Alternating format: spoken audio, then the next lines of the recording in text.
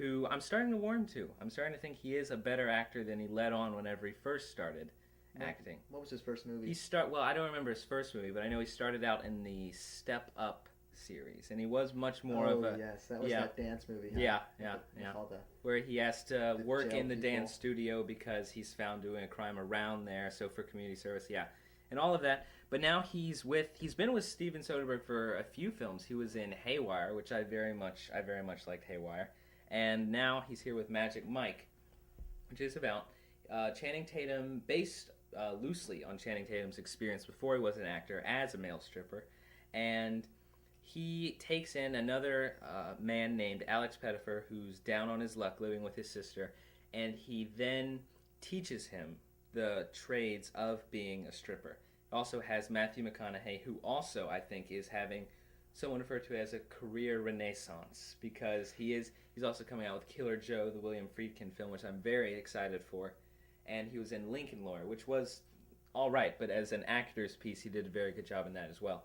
Hmm. Now, the interesting thing about Steven Soderbergh, he's one director who's faded at Cannes, which means pretty much everything he does is very widely accepted, especially over there in the film festival world. But I do like that he is a director who's not afraid to talk about genre movies like Contagion. It was a movie about infection.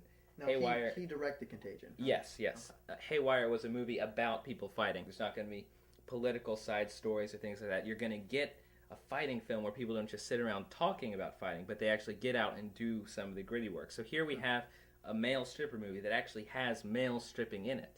So he Oh boy. doesn't shy away from the genre movies, which I do think is very brave. Now, an interesting fact: you were the only Yes, man that is true. in That the is true. theater when you went to see it. I was the only man in the theater watching it. I sat on, well, I'll just say I sat in the front section because I was the only one that would then not be noticed. And I will say there were some elderly women there watching it, which did add a level of uncomfort. But whenever it started, again, it's a very good, stylish. He does the whole handheld, which I will say I have my reservations about digital cinema.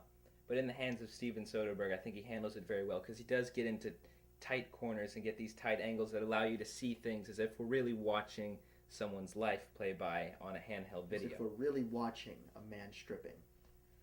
As if. As if. Wow. Wow. That is interesting. Yeah, yeah, and I know, and I understand there are many people I talk to that say they don't want to see it because it's a male stripping movie, which it does have male stripping in it, which I do think is very, very brave for him to do. So courageous. No, I will see that movie. I haven't seen it yet, but I will see that movie. I'm not going to not see it just because there are male strippers in it.